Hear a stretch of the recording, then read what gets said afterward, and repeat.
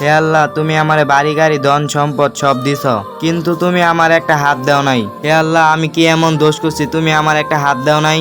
হে আল্লাহ, তুমি আমার বাড়ি গাড়ি ধন সম্পদ কিছু না দিতা, আমার একটা হাত দিতা, তাও আমি কাজ করে খাইতাম। যার একটা হাত নাই সেই বুঝে তার হাতের মর্যাদা কতটুকু। মামা, শালার আমার কি কপাল।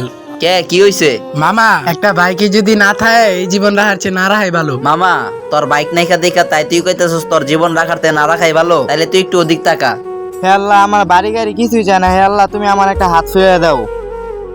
ওই লোকটার টাকা পয়সা বাড়ি গাড়ি সব আছে, কিন্তু আল্লাহ তাআলা তার একটা হাত দেয় নাই। আর হ্যাঁ, আল্লাহ তাআলার কাছে কান্নাকাটি কইরা শুধু তার হাতটা ফিরে চাইতেছে, টাকা পয়সা কিচ্ছু চাইতেছে না। আর আল্লাহ তাআলা আমাদের হাত পাও চোখ সবই দিছে, তারপরেও আমরা আল্লাহ তাআলা শুকরিয়া আদায় করতেছি না। আসলে মামা তুই ঠিক কইছস। হে আল্লাহ, আমার বাইক বাড়ি গাড়ি কিছুই চাই না, তুমি আমার হাত পাও চোখ সব ঠিক রাখছো, এতেই আলহামদুলিল্লাহ। মামা, তুই তোর ভুল বুঝতে পারছস, এতে আলহামদুলিল্লাহ। চল।